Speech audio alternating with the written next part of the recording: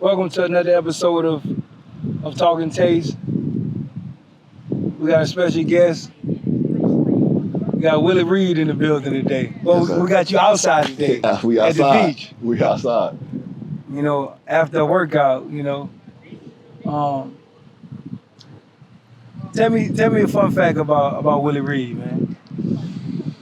Fun fact about me is, for real, a lot of stuff a lot of people don't know is I'm a poet, man. I like to write poetry. That's my thing. I like to be in touch with that side of me. Come on, man. Yeah, so I like to write poetry. I feel like it helps me really to expand my mind and give myself to be a little bit free. Yeah. Okay. Do you have a poem that you remember? I mean, I got a couple of them, but I mean, they in my phone.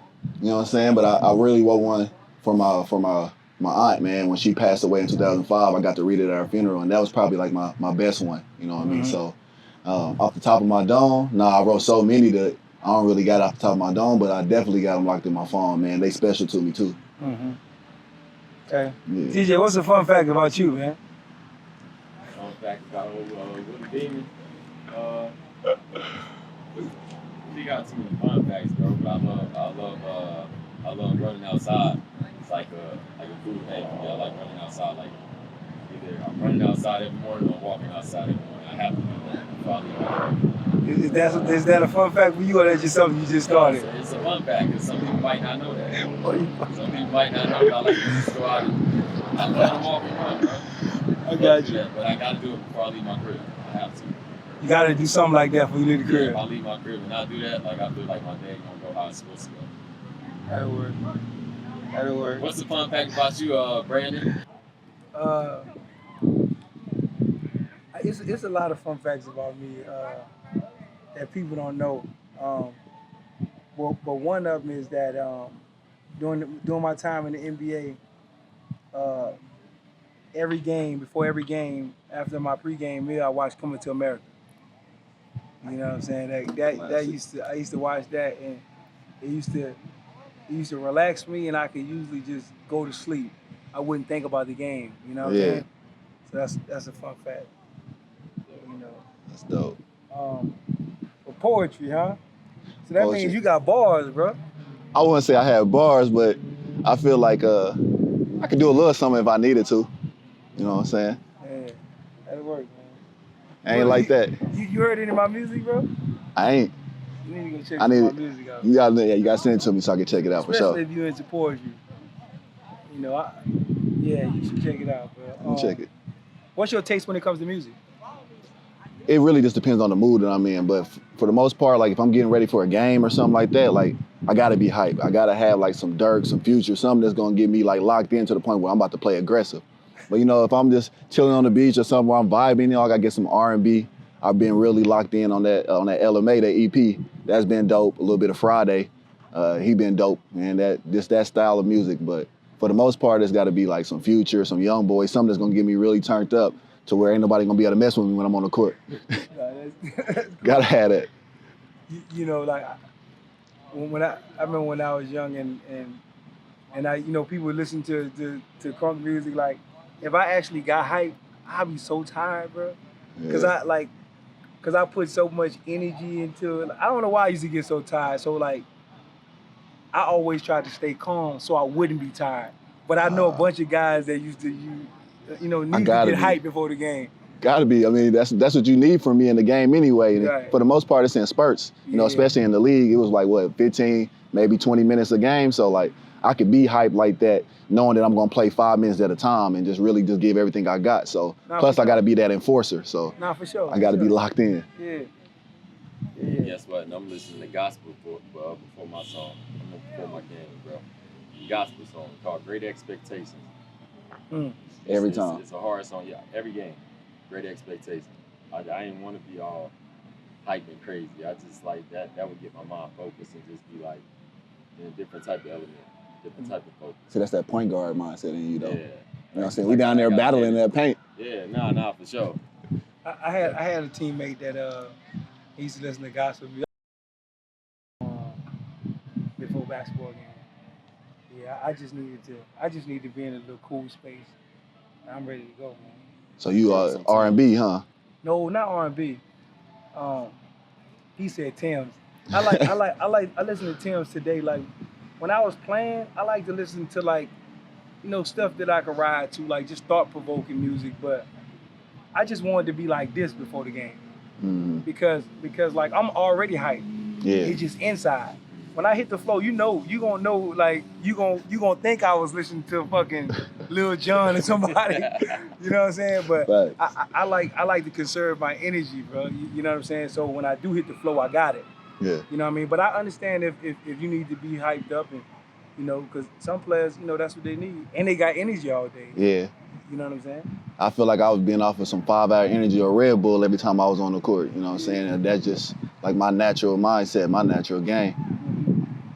Yeah. For sure. Tell me your top 5 favorite songs. Favorite songs or top 5 favorite songs of all time. What would be Willie's favorite song? Top 5 of all time. It's 5 songs. It could be rap, R&B. I mean, gotta be Pac, you know what I'm saying? Dear Mama. That's definitely one of them. Classic. Honestly, like Lil Baby, In a Minute, for me at least. Mm-hmm. Like that's gonna get me right. If I wanna go something slow, let's see, I might hit lately I've been on that Friday, but you talking about all time, so. It's all time. Oh, just your favorite. It could be your favorite now. You always gotta go with the Ride Wave. So Ride Wave, what is it? You know, the spot though. You put me right on the spot with it, dog. Hey, what was it? I can see now you don't turn me up now. Now I got it. You don't turn me all the way up. Cause I got my favorites. Obviously, still Jamie Foxx, man, Wish You Was Here, cause like especially for my grandmother and my aunt, like being one of the ones that really motivated me to saying that like, hey, you gonna be one that make it out of here and do something one day. So Jamie Foxx. Wish You Was Here. Alright, yeah. I don't know that song. Yeah. It's 2 songs you said I don't know, but I'm gonna look them up. What you got? Yeah. What you got? That's 3? Yep. Take Care. Off the Take Care album, I like that Big Extra Plug therapy session. That's my joint, man. Really locked me in. Mm-hmm. And then Can't Be Broken, Lil Wayne. I think that's but they all, so that for me, like it's all just like something that's gonna keep me going when things is getting down and stuff. Not necessarily like those might be the best songs or whatever, but that's some things that's gonna like keep me going when I feel like times is getting tough or hard like that. Listening to music like that really gonna elevate me and help me push through. So yeah, for me at least. No, that's the beauty of music, man. And when I'm going through tough times, or let's say I wake up and I ain't in a good mood, right? Yeah. And I get in the shower and I turn my playlist on, it could change my whole mood and change my day. Yeah. You know what I'm saying? So music is definitely therapeutic. Yeah. You know what I'm saying? And it could definitely help you. You know what I'm saying?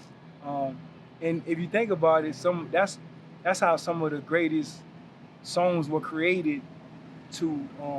It was caused by like it provoked so much emotion for the artist. Yeah. And it also give the person listening to it like a therapy session. You know what I'm saying? Yeah. When you can tap into like what the artist is feeling.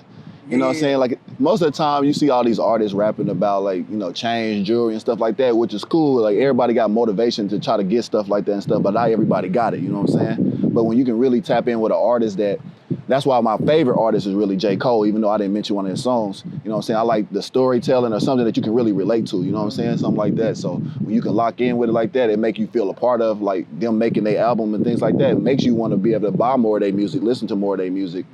So that's a really big thing for me. Music is everything. Cool or popular though. No, it don't. Because nobody want to listen to the stories that J. Cole telling. Nobody want to listen to that type of stuff. But it's really like, I feel like if younger kids listen to that type of music, they're here to be in a different space. Yeah. But because you got the young boys with the cool beat and the right foot creep, they start hearing that. Then they like everybody want to be YNs. And then they want to do everybody want to do that. They want to go do that dance. You know, like, That's Man said right. the right foot creep. Bro, Boy, you listen, crazy. you know what's crazy? This Tavo, bro, this man do this dance, bro. He only wanted his mama to do his hair and twist so he could shake his head and do it. And I'm like, look at this, bro. Yeah. You know what I'm saying? But you know what's so crazy for me? Storytellers are my favorite artists. Mm-hmm. You know what I'm saying? Like, so like if I had to pick from what type of music I would like, it's more like, you know, it's more storytelling. Like all my favorite artists, they more storytellers or they provoke some type of emotion. You know what I'm saying? Even like in the last 2 years, like I like Tim's. TJ know I like Tim's. Like every time we together, I'm trying to, we in a situation where we listen to music, I'm trying to put like a cool playlist like on that because like she's storytelling. Yeah. And she a great writer, bro. Like if you really listen to her, but you know, like I like all them boys, like you know J. Cole and Drake, you know all the guys, Tupac, all the writers that provoke emotion, that really telling you they life story. Yeah. And that's like, I'm doing a documentary, right? And that's what I'm thinking about doing a soundtrack to my documentary, right? That'd be fire. And mine's gonna be is you gonna be able to relate to it. You know what I'm saying? You gonna rock with it. That's fire. Because like over the years of me doing music, I realized all the music I was doing, I was just telling my story. Mm-hmm. You feel what I'm saying? So I feel like if I'm gonna do something cool, you know, like I don't want to be I don't want to necessarily be a rapper, but if something cool to do is to put out an album with my soundtrack, just to be able to say I did it. You feel what I'm saying? You thought about doing a book, like a bio? I actually thought about doing a book too. I've just been trying to figure out how to angle the book. You know what I'm saying? But yeah, I thought about that too. I think that's something that I definitely want to do. Like right now, my story ain't finished. You know, there's so much more to be written, but I definitely want to do like a bio about myself, man, and a book. Especially, you know, the early times. I feel like I can help, you know, the next generation be able to like fight through a lot of different stuff and struggles that they might have been going through or have gone through to be able to excel. So that's my big thing. I think I want to be able to write a book. Give me an example of something that you feel like your story would do to help someone else. Like for one thing, you know, for me, I felt like in my life a lot that like whenever one thing good happened or like I started to elevate in one aspect, then something bad happened. So like whether it was like making it to the league or finally accomplishing my dreams and stuff like that, then I lose family members, you know what I'm saying, along the way. And it always felt like for me that like it was kind of give and take, you know what I'm saying? Or then when I got out the league and I started going through some hard times, then like got family members back in, some that got released from prison or something like that. So it always felt like a give and take thing for me. So like being able to like network and navigate that aspect of it, you know what I'm saying? Like it's always gonna be ups and downs, but like how can you like put all this together to understand like whatever it is always just a blessing, you know what I'm saying? Don't be so hard on yourself, but just continue to grind and continue to stay level-headed in that place. So I think that's one big example of it. On how to navigate all that, right? Yep. Yeah, nah, for sure. You're talking about stories, bro. Give us a short synopsis of your story. Like how did Willie grow up? And then, you know, one question that dads love to ask people is how did having love but having no love influence you growing up? Yeah, so I mean Kansas City, I grew up in South Kansas City, 10 of us in a 3-bedroom house. My grandmother adopted 3 of her best friend's kids, so like they pretty much was family to us. I slept on the couch for most of the time, but I got an opportunity in my last 2 years of high school to go to private school. So that really helped me a lot. But it was a lot of times where I felt like, you know, it wasn't a lot of food in the house and we trying to figure out how we all gonna eat. But at the same time, we always had each other's back. So if one person got into it, like we was all together, you know what I'm saying? We were walking around the neighborhood together. Nobody was gonna mess with us because we were so tight knit, you know what I mean? So like, even though like we missed out on a lot of stuff, like with not having money or not having a lot of stuff, we had each other. And I think that love really helped me to understand like why you really want to do stuff when you grow up, you know what I'm saying? Why I really wanted to make it to the league so I could help my family, so I can do things like that. So when I got that opportunity, like it meant everything in the world to me. You know, even though, you know, I got cut more times than I got signed, and I felt like having my oldest son really helped me to like propel myself to get to the league because it was something that was missing even through all of that. You know what I'm saying? If you've never been through something, you don't really have that dog in you to really, you know, get past those struggles or things like that. So like being able to, you know, have that dog in me, going to 5 different high schools in 4 years, you know, playing 2 years of high school basketball only, you know what I'm saying? And still being able to get a D1 scholarship going to play for like a legendary coach like Rick Majerus and things like that, man, that was all part of my process. You know what I'm saying? I might not have understood it at the time. It was times where I wanted to quit, where I wanted to give up. But I had those people around me that was like, man, if you quit, you're going to quit every day in your life when everything gets tough. You know what I'm saying? And you need people that's going to keep it real with you like that. Because if you don't got people who going to keep it real with you like that, then what you doing? You know what I'm saying? They're going to always enable you to quit. And then before you know it, when everything gets tough and rough, they're going to be missing out and they're not going to be there and you're going to be going through it by yourself. So I think that I had like a good support system around me and stuff. Even though that we had to move around a lot, you know, my mom and my dad, they had their own thing going on, but you know, going back and forth and having love in both households really made me, you know, feel accepted and loved. And for the most part, growing up, man, I really felt like my sister always tell me this all the time, like you ain't have to do a lot of the stuff that we had to do in the house, like all the chores, all the stuff like that, because your job was to be in the gym and grinding and working out. You know what I'm saying? So like, just hearing my sister's story and stuff like that and hearing mine's how they was like completely different, but like we all was able to be successful, just means that like our parents were doing something right and our support system was good. So it don't matter what the journey, I mean, it's not the destination, it's the journey. You know what I'm saying? Like what you go through during that journey, which is gonna propel you to be the type of person that you are. So I had good people around me. And then even moving here, surrounded myself with good people, even though like you, Bass, you know what I'm saying? Like everybody around, they wanted just the best for me. Like that was the best thing for me, you know what I mean? Being somewhere where you don't know people who live here or you don't know a lot of people around here, so like getting around the right people is always great. Sure. Where that dog come from? Being hungry at night. If I'm gonna be honest, that dog came from being hungry at night, you know what I'm saying, trying to fight for that last piece of bread in the, you know what I'm saying, in the loaf. And don't nobody want to eat it. Call it booty bread, call it whatever you want to. Don't nobody want to eat it, but fighting for that last piece of bread, eating a lot of frozen foods, man, not having clothes, sharing clothes with your cousins and stuff. I'm wearing something one day, he got it on 2 days later, you know what I'm saying? Like this stuff like that, bro. And people laughing at you, you know, making fun of you, being that tall, awkward kid who couldn't fit clothes. Like all of that was a part of something that made me bring that dog out, you know what I'm saying? And then everybody saying, you ain't gonna be nothing, you ain't gonna never make it out. And then I wasn't good at basketball till I was 14 years old. So like all this time I'm hearing this, and I'm 6'4" at the time, you know what I mean? It's like, dang, you ain't gonna be good. Then I had that one coach from Mocan, Matt Souther, that really like locked in with me every day, picking me up every single day, putting in work 2-3 times a day. And in a year, like I became one of the best players in the city. So like that dog ain't just come from just like not having much as a kid, but also having those people around you that's gonna push you and elevate you too. So, and once I got it in me, it wasn't no way it was going nowhere. So, and I take that in everything I do now. See, that's what people would want to hear, like in your book, Yeah. or in your story, your documentary, just stuff like that. Because like, you know, me and TJ, you know, TJ train kids. You know, I got Brandon Jr. and it's like one of them things that we try to let kids know is like everybody got their own journey. Yeah. You know what I'm saying? And it's like, I guarantee you if a bunch of kids knew what you had to do to get to where you ultimately got and had the career you had as an NBA player, they probably wouldn't want to do it. Yeah.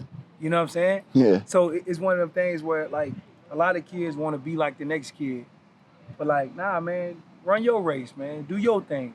You know, because we sometimes when you at the top, when you top tier in the area or in the country, like you always have like haters, man. Yeah. Or you have people who hide haterism as competition. When, you know what I'm saying, when in reality, you know, they want to be you versus being them. Because the older I got, I always realized that like that we all have our own we all have our own strengths and weaknesses. Yeah. You know, and we all don't want the same thing. Yeah. Everybody don't want the same thing, you know, for you. But you tend to see like, you know, people hating or being jealous of somebody. Yeah. You know what I'm saying? Envy. Or just not, or even just not knowing what it takes to be where you were, or where TJ at today. Like people don't know what it takes for you to be where you at. Yeah. You know what I'm saying? And but they tend to like want to be jealous or want to hate on you. But if they knew what it took, though, you know what I'm saying? I said this yesterday. I posted it yesterday. I said, I took a road most people wouldn't take for an opportunity most people would die for.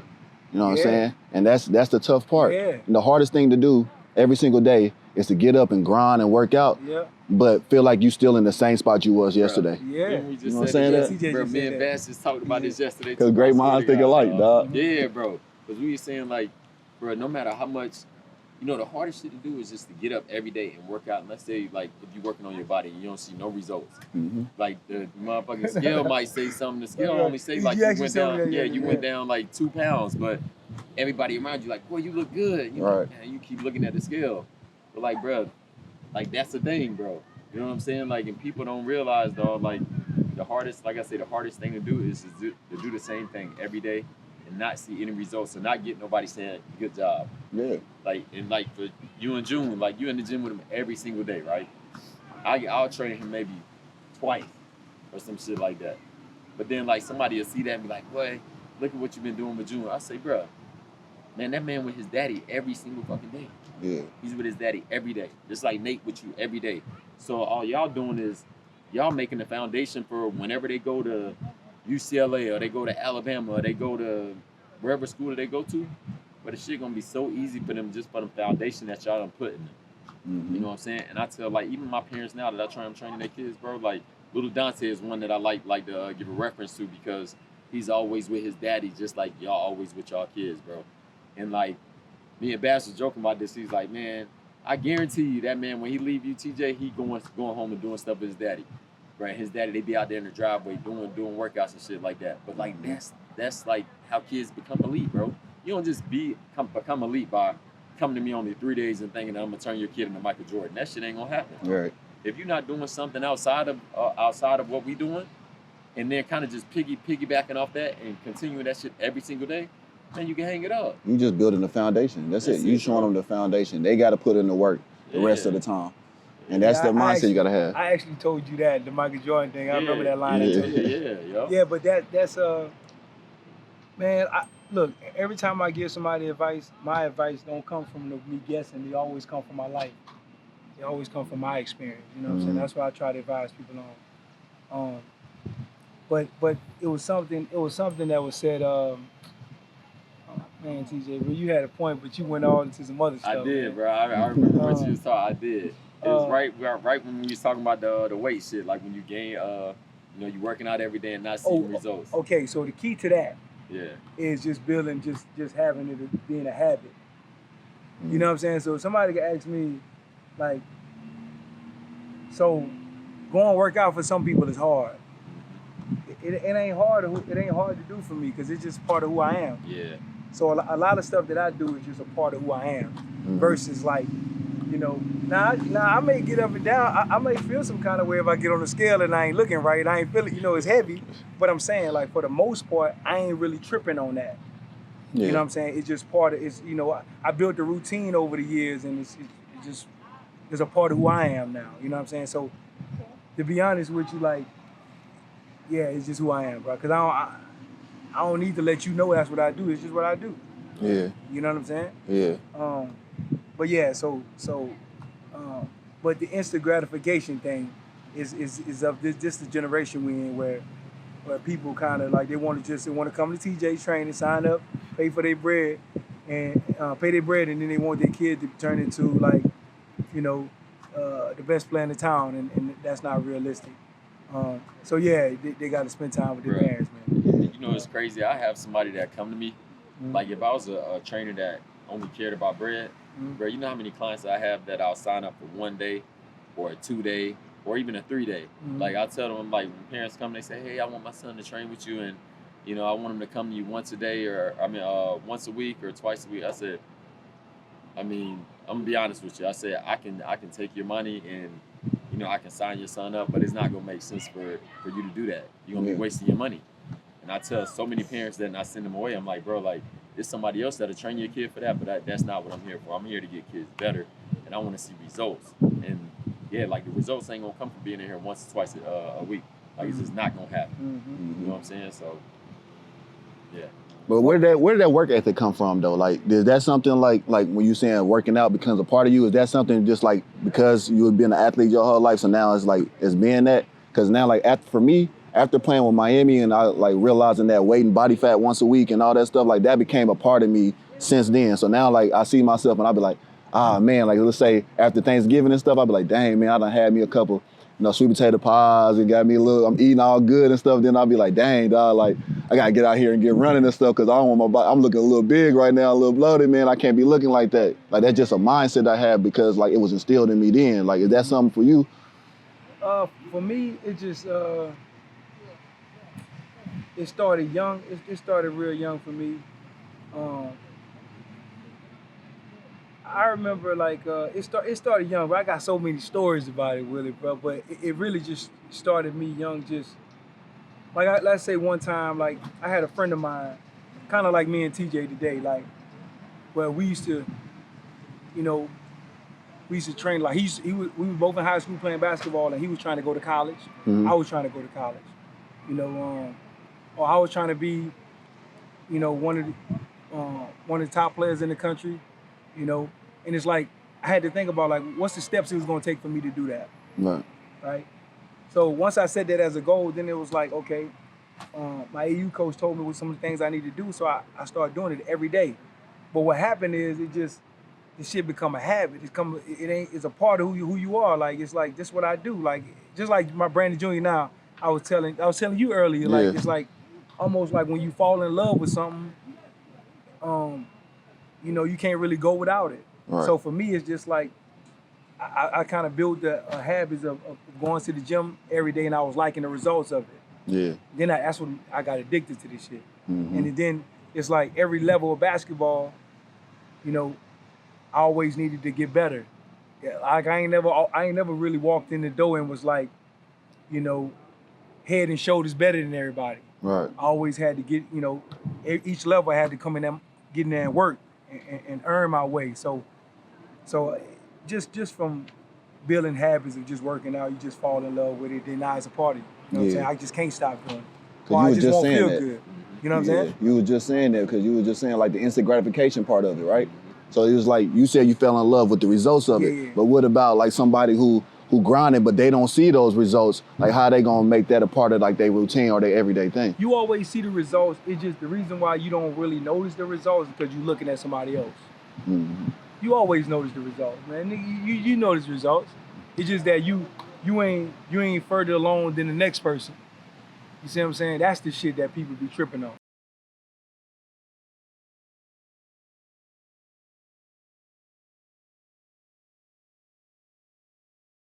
You know what I'm saying? That's a fact. So when you be comparing yourself to people, you feel like you ain't got there yet. And sometimes, like you never gonna get there. It's like you want to be. All right, so I'll give you this example. Let's say in the basketball world, let's say Kevin Durant and Russell Westbrook on the Oklahoma City Thunder. Mm-hmm. The reason why I'm bringing them up because I brought the example up earlier this morning on the phone call. Westbrook would never be better than KD. Mm-hmm. But the question is, are you willing to be 1B on a championship team or 1A on a run-up? Who would you rather? Be 1B. You easily say that, but we see it clearly that you see people fighting over people wanting to be 1A though. Yeah. Right? So to me, no disrespect to Westbrook, but it's like,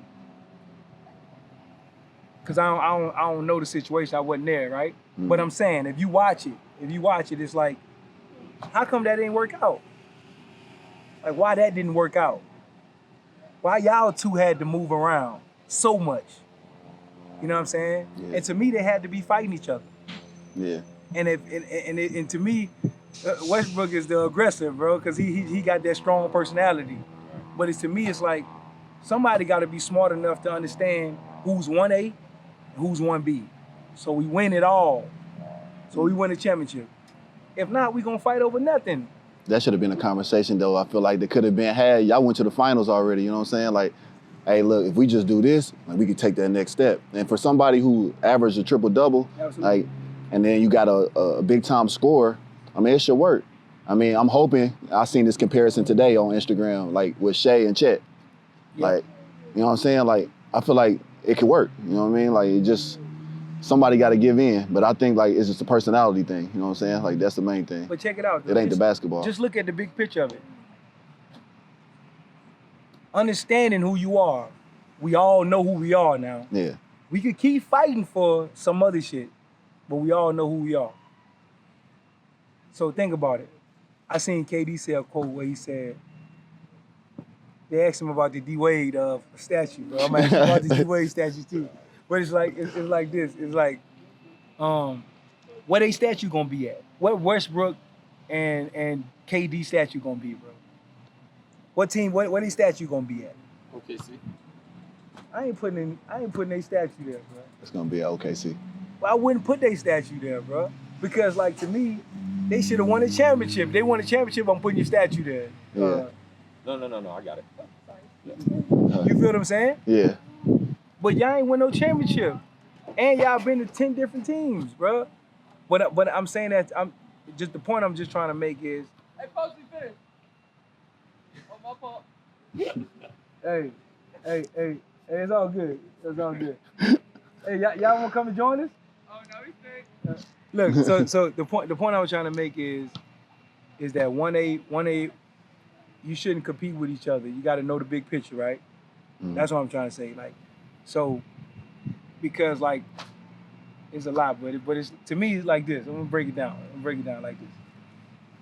I feel Westbrook and KD should have been together, and they should have won a championship, maybe multiple championships. Great. You know what I'm saying? But you got to know who you are and want to star in your role, right? Because what's the point if I'm never going to be? What's the point of competing with somebody that I could possibly never be better than? And why I want to be better? Like, why don't I just want to win? Does that change though with like two max players though? It don't change nothing.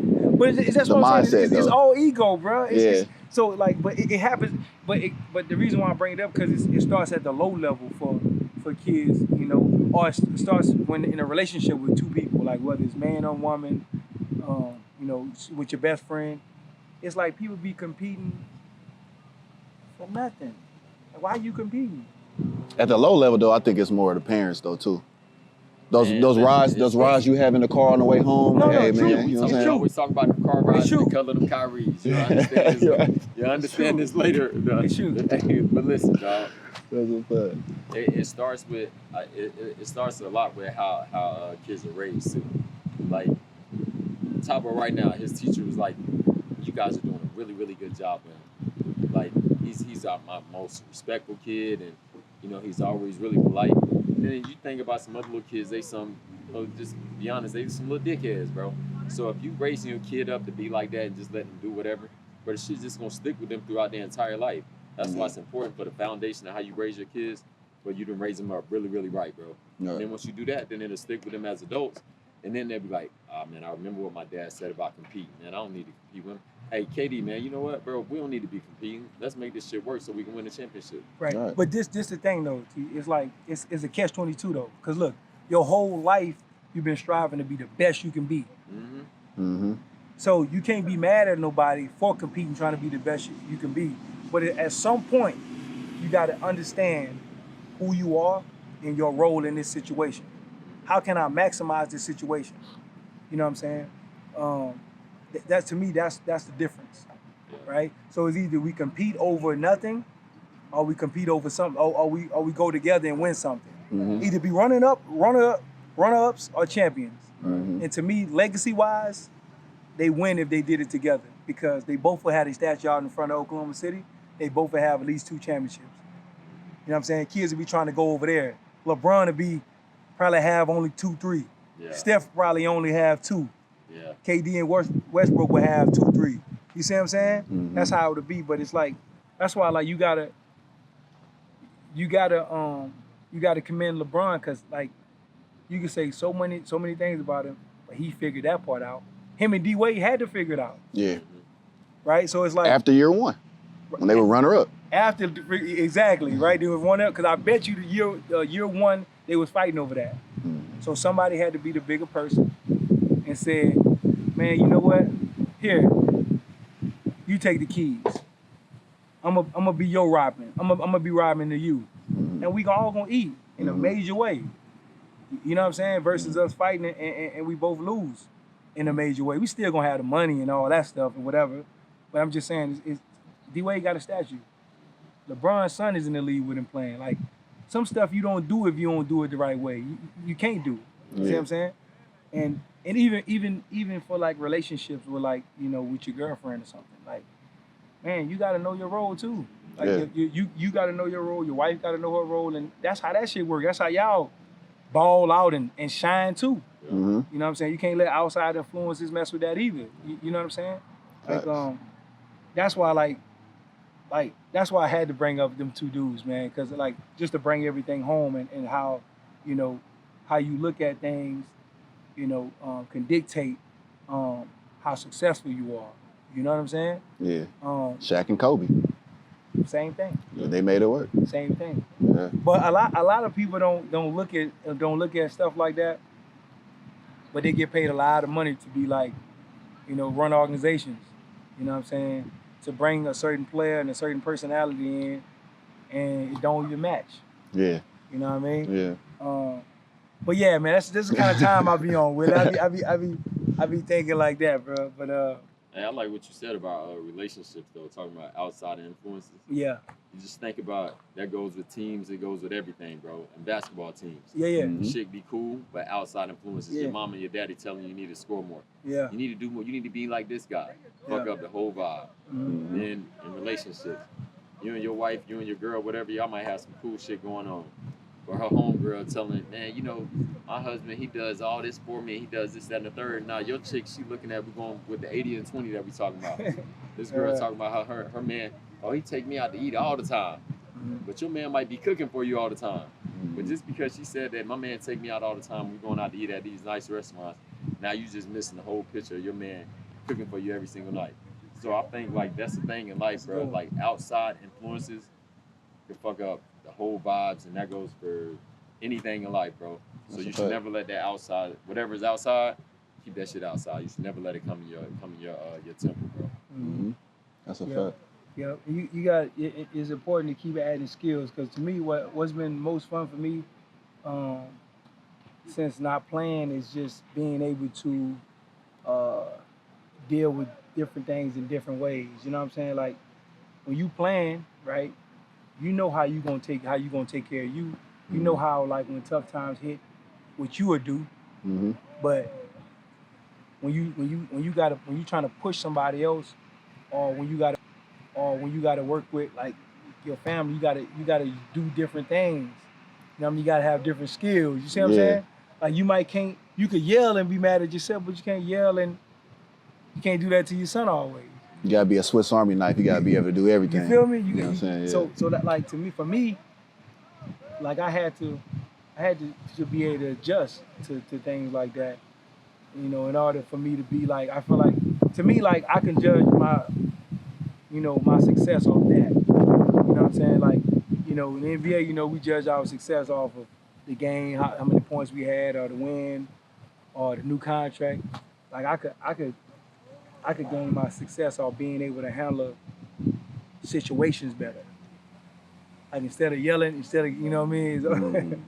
You know, like having an argument, instead of me just flashing, I can just breathe and handle it later, talk about it later. Because if I handle it in a moment, it's gonna go bad. Yeah, that's a fact. But if I go breathe and think about it a little bit and use some finesse game, you know how you got your floater in your game? Yeah. You ever seen me do a floater? Nah. What'd you see me do? Pull up.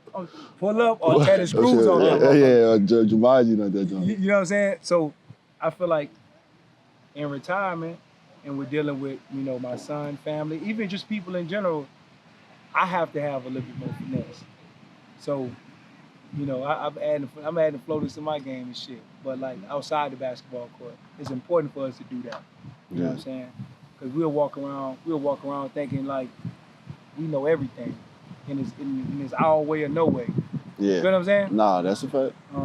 I just feel like all these go hand in hand with life, basketball, relationships. You know what I'm saying? Yeah. But yeah, we've been on that for a while. What's your taste when it comes to fashion?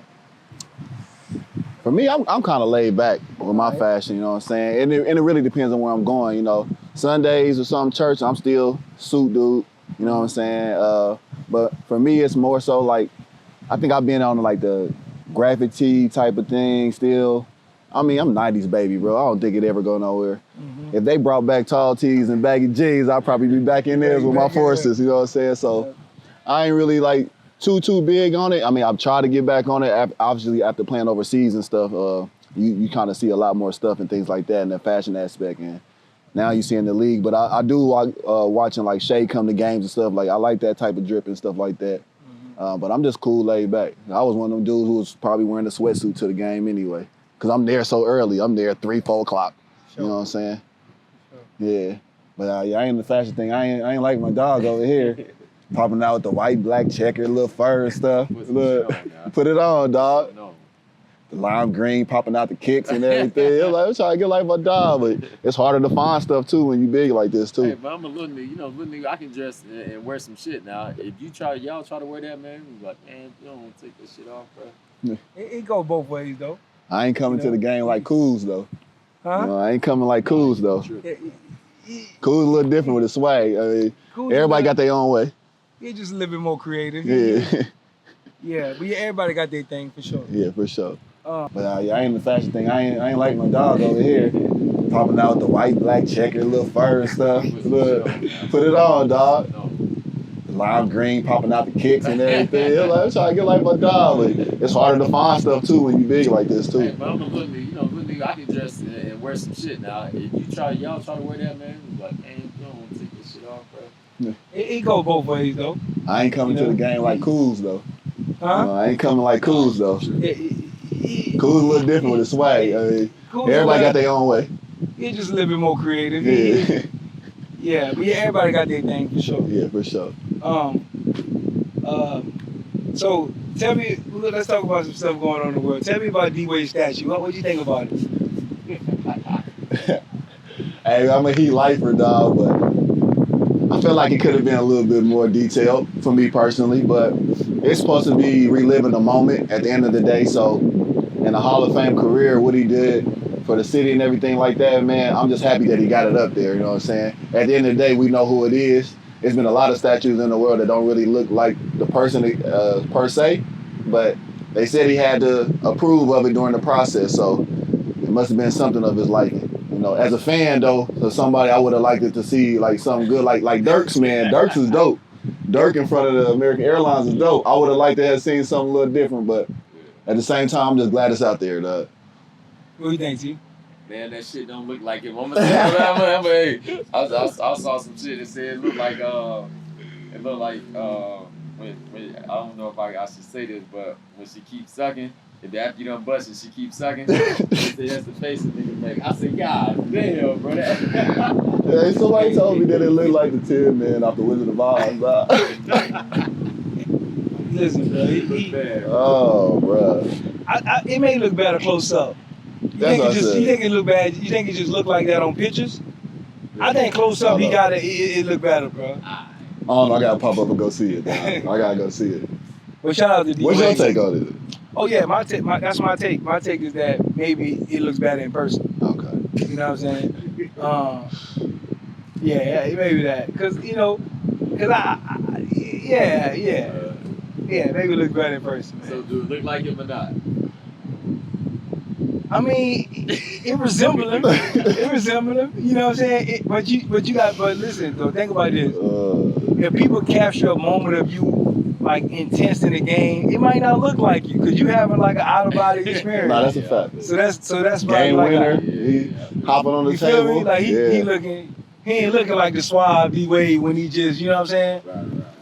So we can just chalk it up as that. Yeah.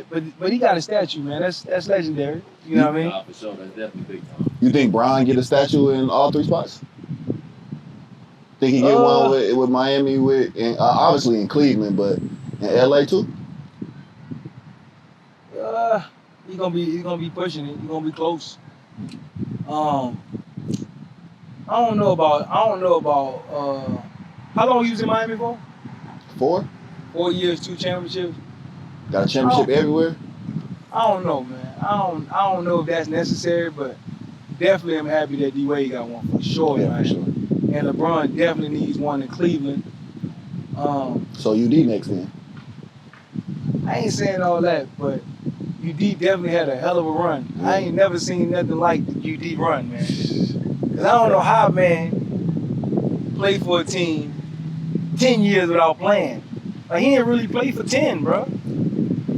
But That's tough. So whatever he got going on over there, you know, I mean, it's legendary for sure. I don't know what it is, but I think D Wade is the right one though, as far as statue.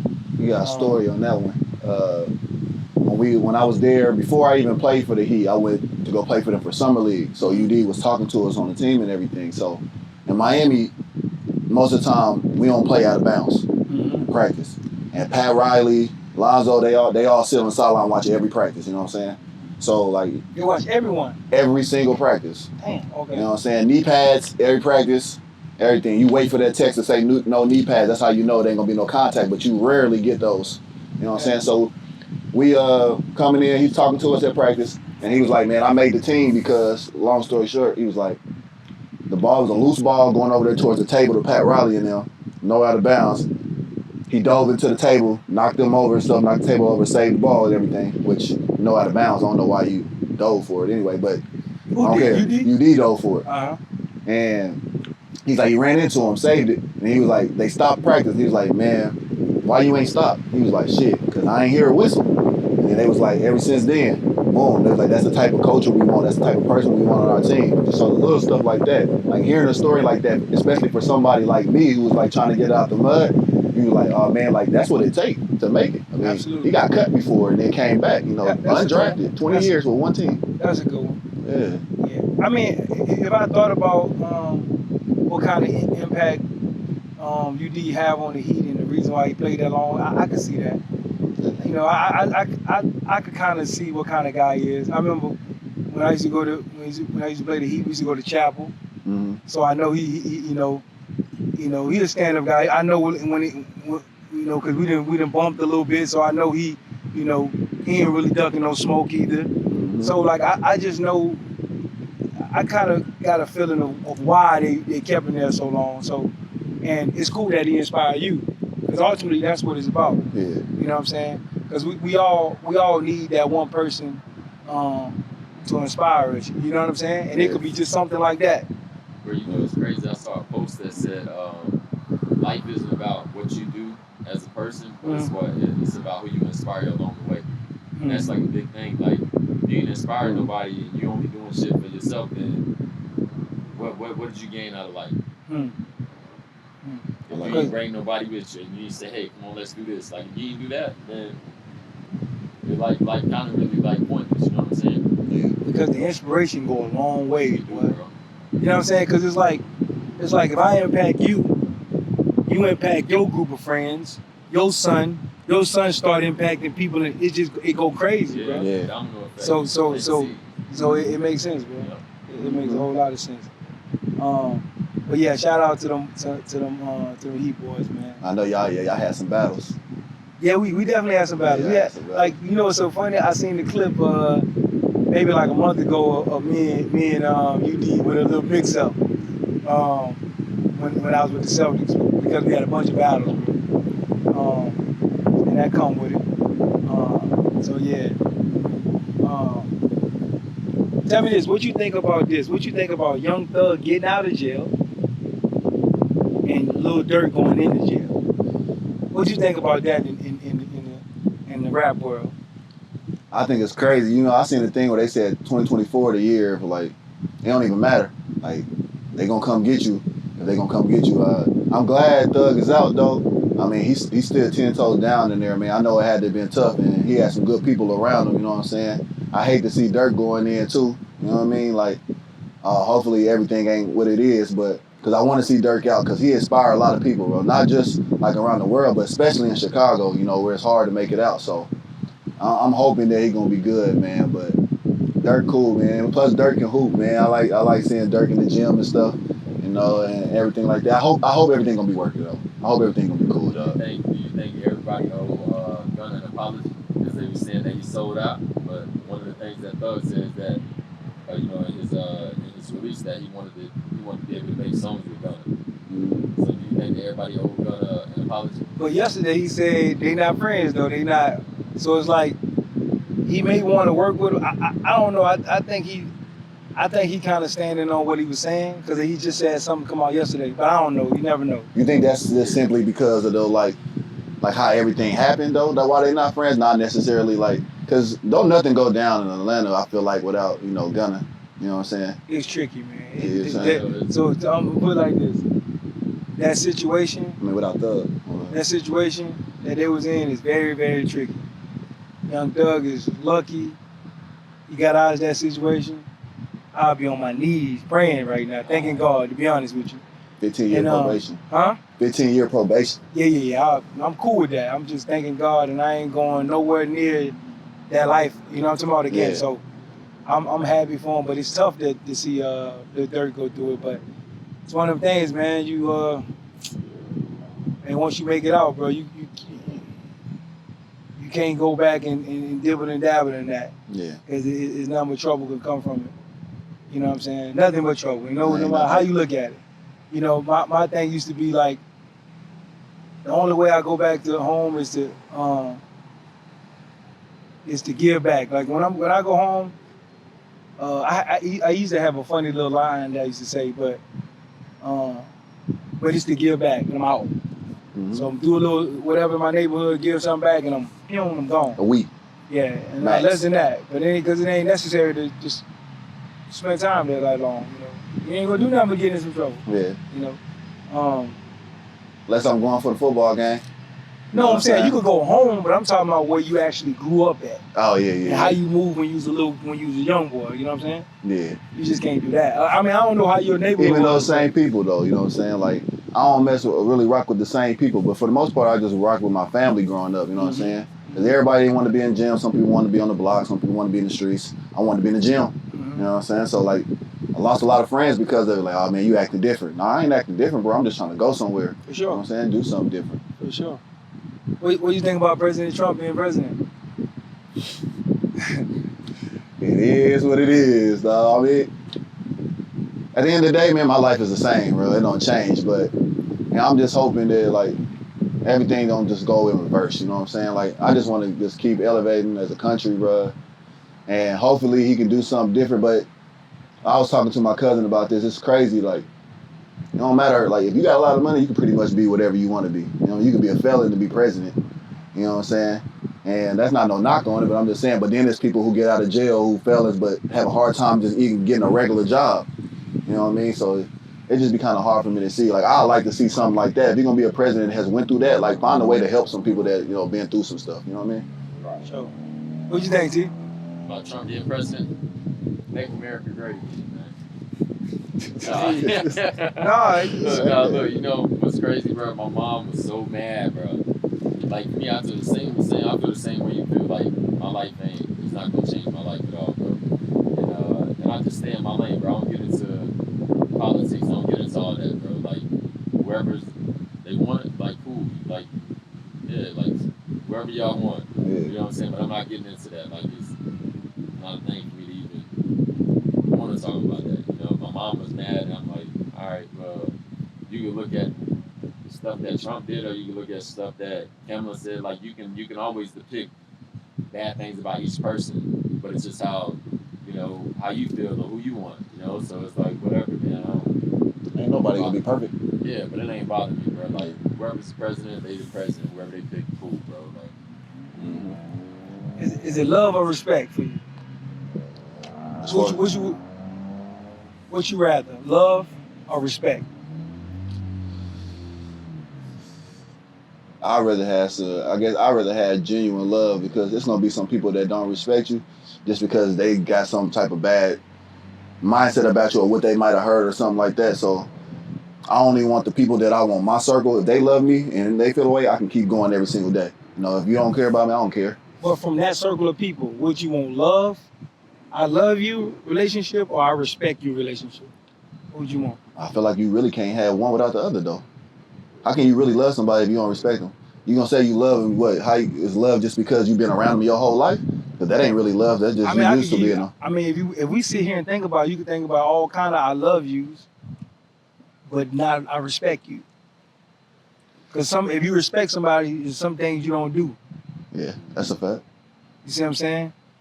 So I love you is like hug and kisses. I love you. You know what I mean? I respect you though. It's different. So like I give you an example. All right. Give you an example.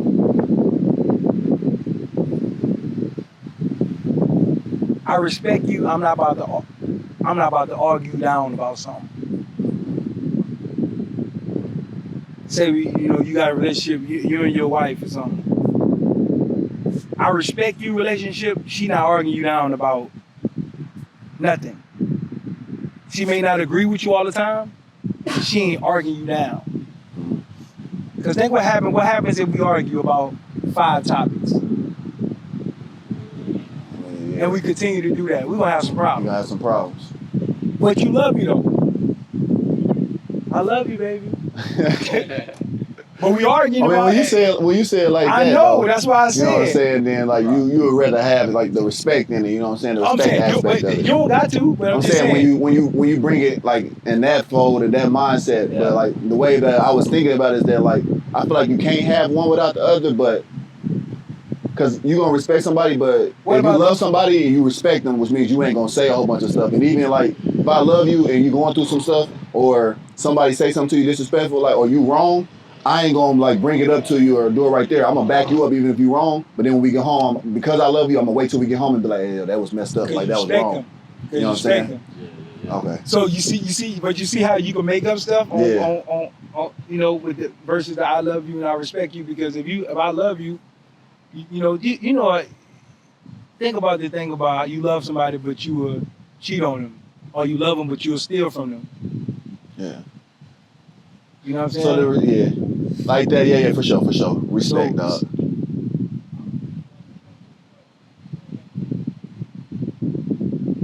You feel what I'm saying? Yeah. So as I respect you or I love you? I'm gonna go with respect. Respect, right? Respect. What about you? Yeah, What respect. about you, though? Respect. Definitely respect. Respect, more. Yeah. Because I feel like, what you say? Go ahead. No, it's just like y'all talking about respecting. If you respect somebody, if you respect somebody, there's certain shit you won't do just because, like, I respect you, but I also love you. You know what I'm saying? Like, I respect you so much that I ain't gonna be like this, and I love you, so I don't want to fuck you up. That's how I see it. You know what I'm saying? Mm-hmm. So. Yeah, I think when you respect somebody, the love's gonna come. I'd rather the respect first, then the love. But growing up, I was always just I love you. You didn't really think about the respect. You just felt the respect come with it. I would rather I respect you first. But I think growing up is different. We love our parents because we respect them. No, I'm just saying just the mindset of what you want to do when you get older. You want to fall in love. Yeah, for sure. You don't think about and respect. Yeah, you feel me? Like you don't. And think about it, like, that's what ultimately happens. You ultimately start having problems in relationships, whether it's with some of the respect, family and friends. Like it's more respect. They all love you. Think about it. You got family members that they love you, but the respect ain't there. You see what I'm saying? But do they love you, or do they love you because you born into the family? You know what I'm saying? Because how can you really love somebody if you don't really get to know them in the first place?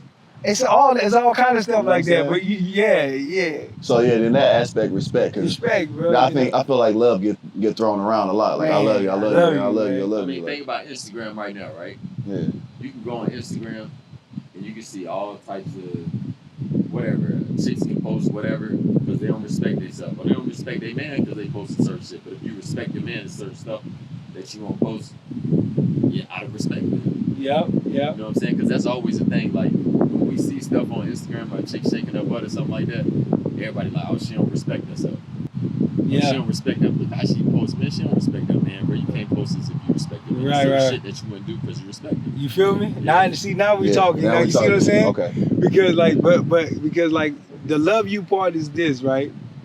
Like I love you, right? But it's the same thing what you saying, T. It's like But a friend of mine always, he older, right? Yeah. He be telling me like one time he told a girl, hey, I want to take you out, but I'm only going to go. We going to this this little cool little place. You don't have to dress up because you can just dress down.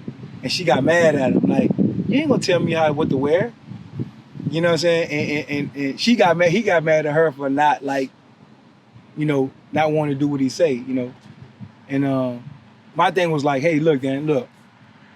I said, bro, you shouldn't trip on her. You first of all, you just meeting her, bro. Right. So let her wear what she want to wear. She trying to impress you anyway. Right. But I also meant, but at the same time, it's like she don't respect him in that moment, because if she did, she would have been like, okay, cool. What should I wear? You like her anyway already, huh? She asked you, what should I wear? What should I wear? You feel me? Like that already. That's letting you know off top she respect you. Yeah, no, that's a fact. And you ain't gonna have no issue with her down the line. No, you ain't. You know what I'm saying? Cause that respect come first. Yeah. Then that love is gonna make that love that much stronger. Yeah. Fear or loyalty though? Yeah. Fear or loyalty? Fear or loyalty? Kind of weird, but loyalty. Loyalty? You want somebody to be loyal to you versus them sure. fearing you? Yeah, you don't gotta fear me. I was reading a book about power and what was the other word?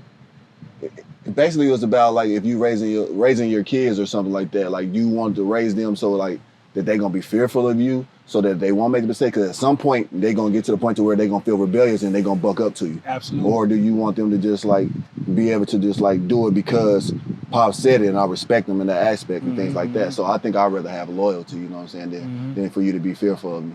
At some point you ain't gonna be fearful for too long. For sure.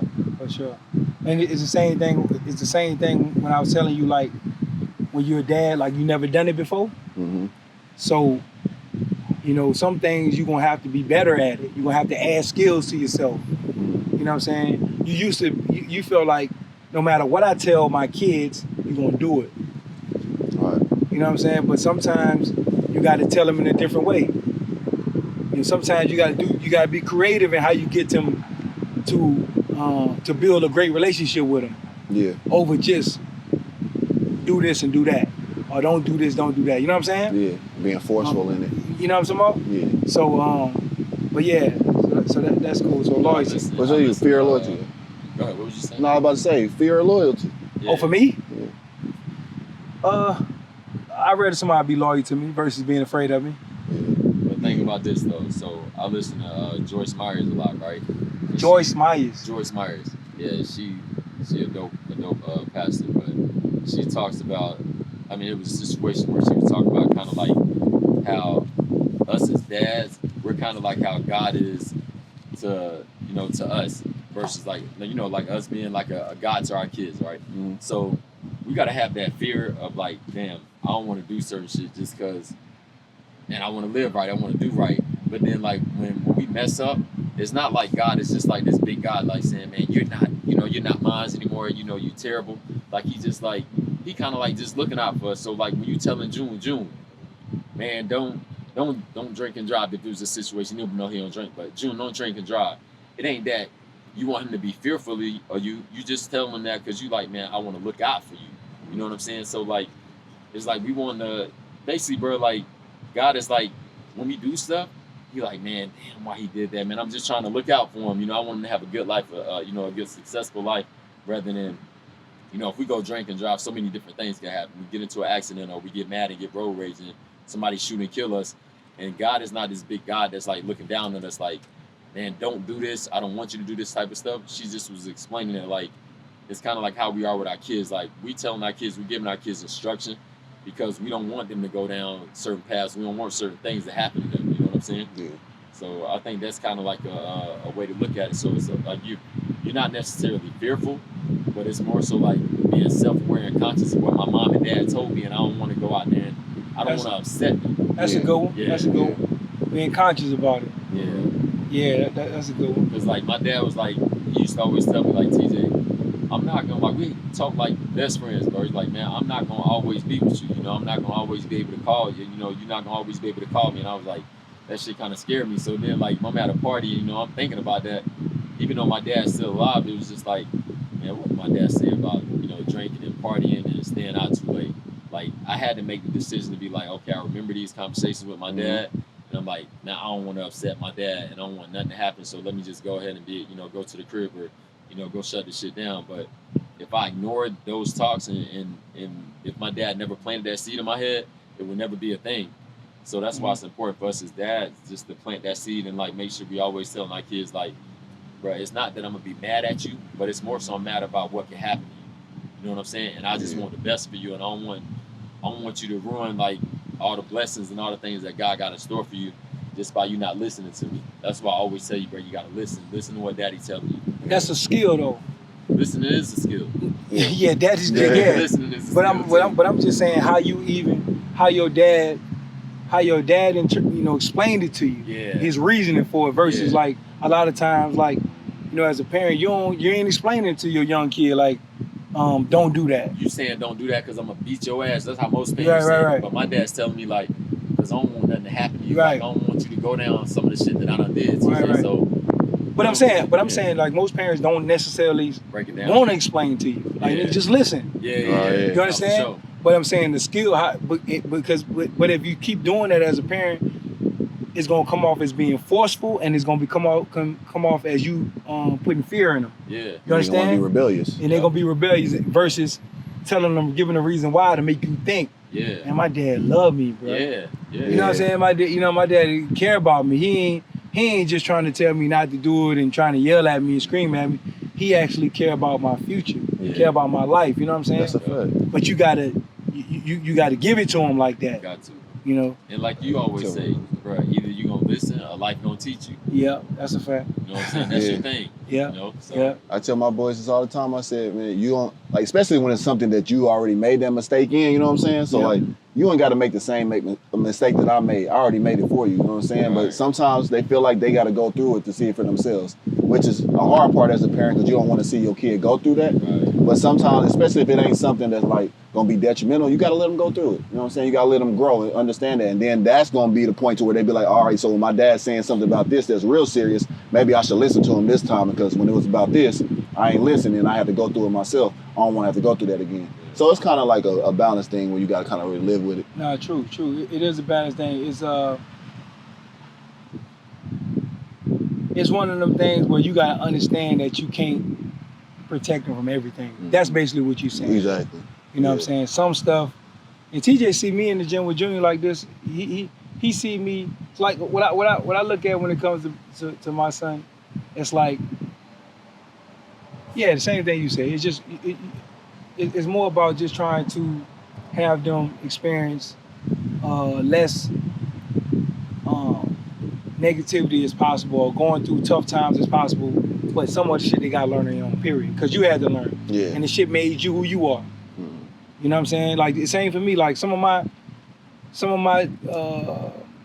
my failures made me who I am. You know what I'm saying? Made me work harder, made me do this, made me do that. Mm-hmm. You know what I'm saying? Yeah. So sometimes you need it. It's just that when you love your kids, bro, you just try to prevent them from that as possible.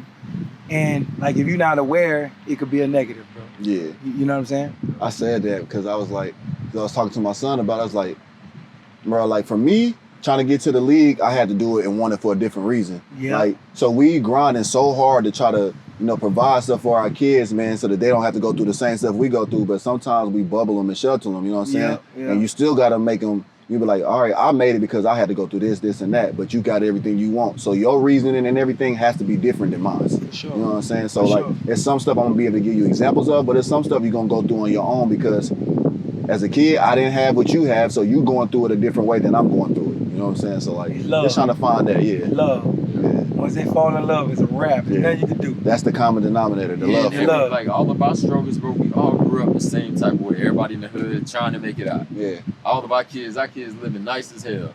They bro, the hardest thing to do is putting what we had in us growing up to make us come out, make us try to make it, or to help us get out the hood. That's the hardest thing, is to put that in our kids and try to be like, man, listen, if you don't work hard, your ass ain't gonna eat tomorrow. They like, man, daddy, we got this big ass, me and this big ass dad, you over there outside chain nets, right, trying to hoop and stuff and doing all that. Right. Taking you pulling up in the nice whip, Man, you know, going to the gym with AC. You know what I'm saying? Like we walking to the park. Yeah. Don't come back in this house. Right. Water hose, drinking out the water hose. Yeah, really. bro. Yeah. Tell me this. Tell me what you have saw in somebody else that's a great strength, and what you have saw in somebody else that's a great weaknesses that you learned from.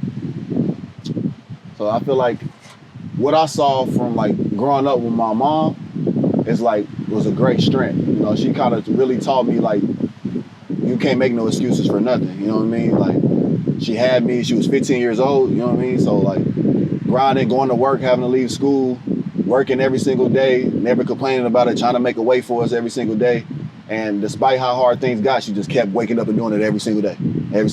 So that was like, that's where my drive, my work ethic came from. You know what I'm saying? The no excuses aspect of it. And then when it comes to like something that I seen from somebody that was like, you know, you see that family member that had all the talent in the world and things like that, but like they were just lazy or they didn't want to do something. And then like seeing that, it just made me be like, you know, I ain't gonna never be like that. Like, I can't be like that. You know what I'm saying? And like that's where all my aspects come from. What about you, T? What's a strength you done saw in somebody and a weakness you have seen in somebody? Strength. I would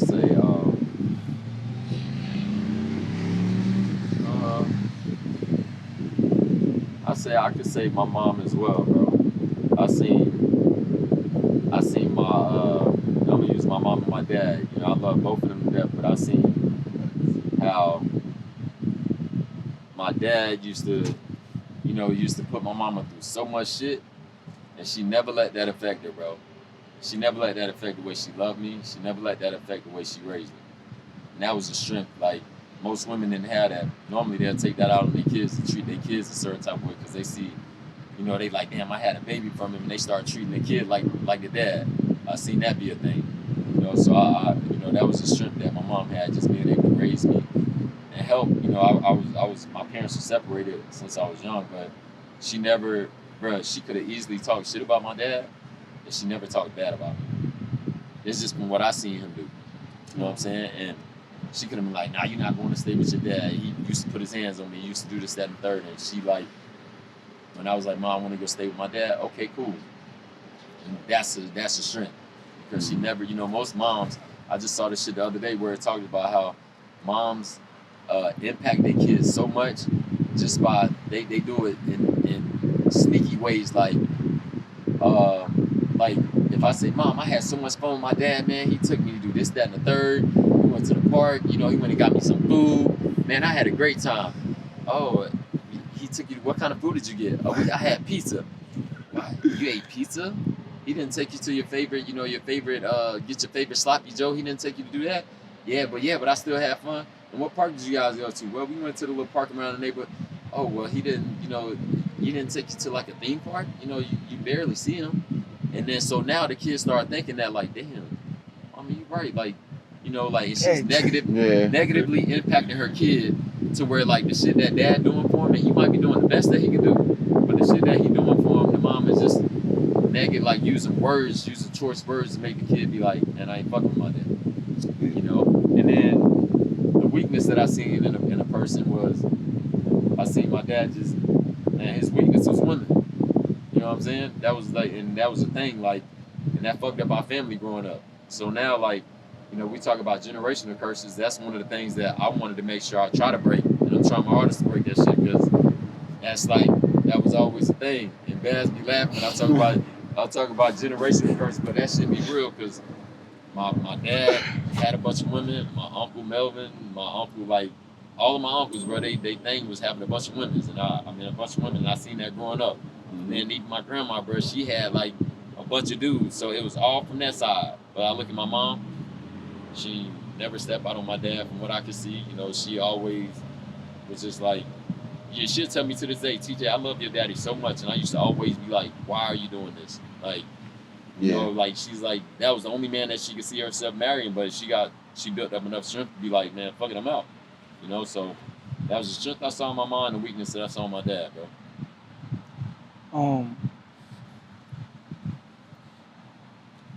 what 2 traits you have to win in life and relationship that you think you already possess? Two traits, 2 things about yourself. Ooh, that I already have when it comes to life. Socrates today. God, dropping them gems, Eddie. Yeah. I think I got like a resilience. So like even if like stuff ain't going my way or something, I always got that resilience to keep wanting to work through it. You know what I'm saying? No matter what. And Socrates. Yeah, go ahead. Another thing probably is what about just relationship? Like, I think I'm compassionate. I think that's a big thing. So like even when like maybe I mess up or somebody else messes up, then I'm always compassionate enough to be like, see it from the other side. Absolutely. You know what I mean? Like, that's a good one. I feel like that's the main thing because That's like cool. we all ain't perfect. So you got to be able to accept your faults and be able to understand like where the other person is coming from. For sure. You know what I'm saying? Why they feel the way they feel. For sure. Where did your love for basketball come from? My mom and my pops, they put a basketball in my hand when I was 3. You know what I mean? And just, even though I wasn't very good at it for another 11 years, I just still love to have it in my hand. It really got me like, from being on the block in the neighborhood and things like that, like, all right, you gonna go to the Boys and Girls Club, you gonna go to the Y, like it's too much going on in the neighborhood today and stuff like that. Like just little stuff like that. And like me not knowing that my parents were just getting me away from it at first, but then it just like became something that I love to do. And then as I got good at it, I was just like, man, it was just something that I wanted to continue to perfect my craft in. Cool. Who inspired you? Like what player you saw in the NBA that you was like, that you saw and you was like, you know what, I could pattern my game after him, or I could be like him. Ticket. Oh, straight up. Ticket. I feel like we had like the same body type. Mm-hmm. He wasn't necessarily real big, but he was wiry strong. You know what I'm saying? And he had that energy, that aggressiveness, that dog in him. That I was like, bro, that can really be me. And you know what I'm saying? Like that was, and then getting the chance to play on the Nets.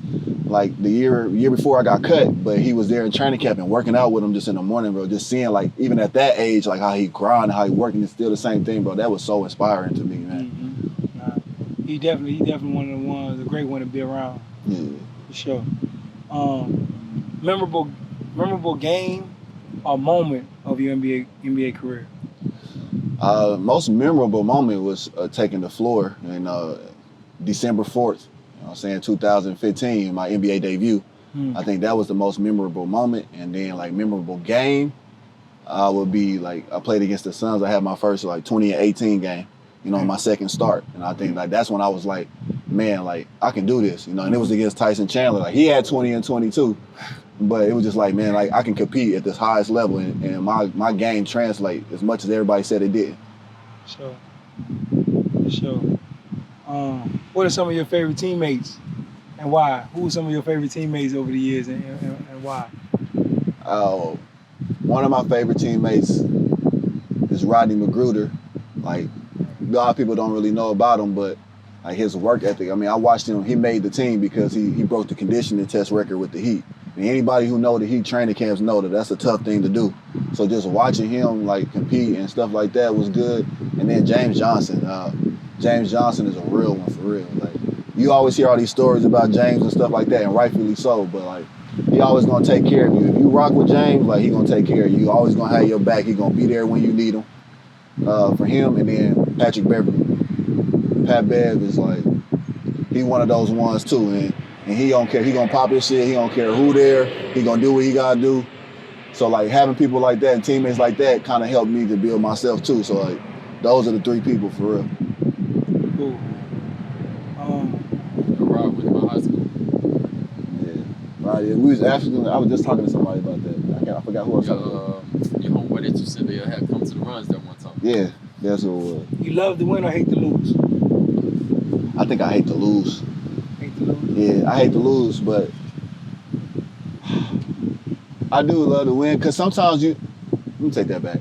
I love to win. I love to win because sometimes when you lose, like you can do everything you can and still lose. And I think it's more so not I don't see it as a loss. I think about it as a learning lesson, you know what I'm saying, to help propel me to the next time I see you or the next time I play you. I'm taking that data and building up so I know next time I ain't gonna make that same mistake, you know what I'm saying?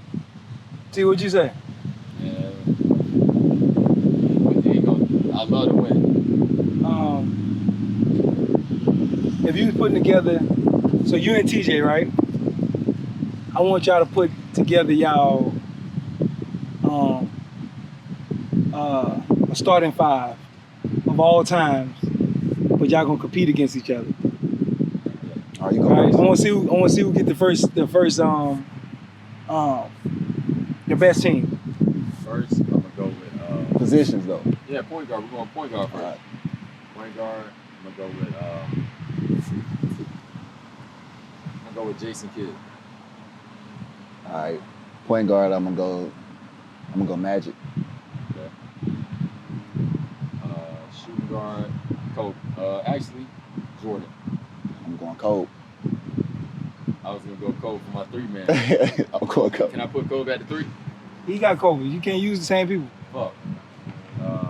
3. Three, I'm man. gonna go with Bond at the 3.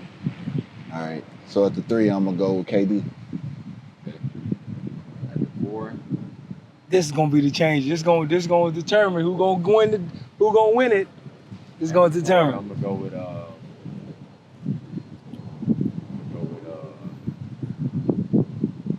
and I'm gonna go with my dog, man. I'm gonna put Bass at 4. All right. Cause he gonna switch. He gonna switch. He can switch and guard. Prime Bass at my absolute Prime best. Your absolute best. I'm Cool. going with you at the 4. All right. I'm going Ticket. Okay. And I'm going with Shaq at the 5. I'm gonna go with Shaq. Tear y'all ass up. Then I'm going with I'm trying to see if I want Will or if I want Bill. You know what? Too small for Shaq. You know what? I'm gonna keep it in the lineage. So I'm going Willis Reed. All right. Yeah, Yeah. I'm gonna go Willis. Get that That's your dog heart in. that's your heart or your mind. Nah, that's the heart going. That's the heart going. If I was going mine, then I would have definitely I would have just had to go Wilt and then try to just run the hell out of Shaq. You talking about prime Shaq though? Yeah, Or prime young Shaq? No, prime Slim Shaq? Slim Shaq. Slim Diesel Shaq. Yeah. Who you think? Shaq that dunk who you on think? you and pushing you. But who y'all think? I think gonna win. Which team out of both the teams? My team. Oh, why would you say if you on the team you gonna Exactly. lose? You know what I'm saying? So, Exactly. I got a vote, Exactly. man. Look, I got a vote, so I go with reason why my team, right? Jason Kidd, him and Magic. They kind of X themselves Yeah. out. With Kidd can shoot the 3 a little bit better, right? But Yeah. for me, Kidd was more point guard savvy than Magic. Even though Magic in my top 5 point guards, he's more savvy. Then you got Jordan, bro. Jordan and Kobe. The greatest of all time. You Yeah. don't got to say it no more. Yeah. He's the greatest. Then the 3. I like Bron over KD. Just Second best of all time. Second best of all time for sure. Then you got my dog at the 4, bro. Tim ain't gonna want to come out. Tim can't. Ticket. Come out. You said Tim. I said Ticket. Ticket. It don't KG. matter him too. He got to come out. He got to be able to switch off. Tim ain't really good. Ain't really be able. Ticket ain't gonna be able to switch off and guard my guards like that. We gonna terrorize him, and then if Bass catches at the videos, man, it's automatic. Ticket don't shoot the midi better than. Then at the 5, I got Shaq. He's shooting now, but look, his is more so off the dribble though. He gonna shot fake off the dribble. I don't need you to shot fake off the dribble. I got Kobe and Jordan out there doing that. I mean, well, not Kobe, but I got Jordan off the dribble. And then at the 5, Shaq, man, we out of there. You know what? I want to switch it over. Nah, hell nah. No, I ain't talking about that. I'm not talking about the subs. No, but I'm talking about since you just said when you brought up the fact you was like greatest of all time when you was talking about Mike, that had me thinking because I was getting into it with my homies about this. Being a Chiefs fan, we talking about football though, but like the Brady Mahomes thing, the GOAT comparison. You know what I'm saying? And I was like, Brady the GOAT. You feel me? Brady is the GOAT. And I feel like that if Mahomes gets a 3-peat and then he gets to 5, he might not need 7 to be the GOAT because the 3-peat is thrown in there. Possibly. You know what I mean, he definitely got the potential. He got the skill set that says he can be the greatest of all time. Right. Because Brady was limited with ability. You know what I'm saying? Yeah. And that's what makes him even that much more special. Because he, you know, it's almost like one of them things. Like if you want somebody on the cover of if you want to show somebody what a quarterback looks like, you would pretty much say Tom Brady. Because it's like, usually the game of football is about sitting in the pocket, and throwing the football. Us, African Americans made it dynamic to where we running the ball and throwing it. And Patrick Mahomes can do both at a high level. You see what I'm saying? Yeah. It's usually you usually do one or the other. You know what I'm saying? Yeah. So that's why I think he got the potential to be greatest of all time if he went 5, like you said. Yeah. But I ain't no heavy football guy though. I just that just made me think about that because we had that conversation, then we had the Bron. I played a little bit against Kobe, but just like the Bron and Mike conversation, you know what I'm saying? Like of the greatest and stuff like that. Even with Kobe, it's just like it was tough for me just because like I seen Mike do it, I seen him 3-peat, I seen him retire, you know what I'm saying, come back and get another 3. But then it's like I also seen Bron go to 10 straight, even though he lost, you know what I'm saying, and try to carry teams and stuff like that. So I mean, you can't always base it off of stats too. Stats and rings and stuff like that because Bron played a lot longer. Bron got every record in a, you know what I'm saying, if we're gonna do that. When you base the greatest, you don't need none of the stats. Yeah. Right. You say who do what that. I mean, you just go in the gym and y'all go hoop. Yeah. I was just saying, you know that. Like if you had both of them humans in the gym and they prime, that's that alone. If we just take the stats and all that out the window and just say go be great. All defense, first team. That's what I'm saying. Right. Yeah. We might not be able to put it on the flow like that. Right. With MJ on you. Right. You see what I'm saying? So and that's the only thing that sucks when you're trying to argue with kids or argue with people about it. Because they never seen it. They never seen it, bro. And it's hard to argue over something that you never seen. But it's okay. It's okay because LeBron is bad motherfucker. Yeah. You know what I mean? And just to be in that debate to me is, man, that's where you want to be at. Yeah. You know what I'm talking about?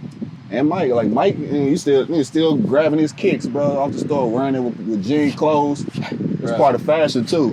You know what I'm saying? I told that to D Gordon, goddamn it. I told him, I said, you ain't never heard a nigga getting robbed over no LeBron. Get it. Jordan, niggas was killing over Jordan, bro. Bro, robbing is, bro. You up at 6 a.m. waiting at the mall, waiting for the drop. Right. Yeah, that's a fact. You got some like this and like that? Do I got like this and like that? Yeah. What you learned about yourself from your playing career? What's something you learned that you ain't know about yourself, but you know now? I think it was more so just about like that I belonged. You know what I mean? Like I learned there at the point that first, huh? when I first got there, I felt like I didn't. In my first 2 years, like even being there with Memphis, even though we went to the Western Conference Finals, like I was in a suit the entire time and just practicing. You know what I'm saying? So like that was tough. You know what I'm saying? And then the next year I was like, okay, cool. Like I'm in Sacramento, but like I'm wearing a jersey, but I ain't never getting in the game. So I was just like, man, do I really belong? Is this something like, do I need to just like go ahead and leave and then like go overseas and work my game or whatever? Because then that next year after that, I spent the whole year in the G League. So I was like, maybe this ain't what it's supposed to be. But then getting that opportunity where I finally got to play, got in with the Nets and played, like, after I came back from injury, played 22 straight games and was in the rotation. I was like, I belong here, you know what I mean? Sure. And like, you just need somebody to believe in you. Sure. And Spoelstra really was the one, him and Lionel Hollins was the one who believed in me the most. What's some advice you would give to young kids? Advice that I would give to young kids is just like we just said earlier, for real, like just keep going after it, man. Like I know the hardest thing to do is to wake up every day, you know what I'm saying, and be in the same spot you was yesterday, even though you grinding and grinding and grinding. But like you don't want to go through those moments where you just stop and you feel like you're gonna quit, and then the opportunity come and you ain't prepared. You know what I'm saying? Like just keep at it, because you never know when your opportunity gonna come, and when it comes, you're gonna be prepared for it, and you're gonna take it by storm. What motivates you today? What motivated me today is my family, you know, my kids, my wife. Like they my real motivation. You know what I'm saying? Like to keep going when things feel like it's tough or it's hard like that. I gotta remember why I'm doing it. You know your why. You know what I'm saying? That's my biggest thing. Future goal. Future goals you have. My future goal is I want to be an NBA coach one day. You know, so I can inspire kids. But first, I want to come up through the levels. You know what I mean? I want to coach in high school. I want to coach in college, and I want to be like somebody that can help them understand that like it's all a process and like ain't nothing given to you. You know what I mean? Like if you make it to the highest level and I'm just coaching up there, most of the kids who already, or people who already got there, like they reached a point to where like they accomplished like most of their goals. You know, I want to be somebody that really help everybody accomplish those things. I got you. Want to be a developer. Mm-hmm. Any last things you want to say on the pod? Last thing I want to say, man, is just like, I'm just gonna tell y'all, man, it's in you. You know what I mean? It's in you. That dog is in you. Everything you want is in you. But you just gotta not give up on yourself.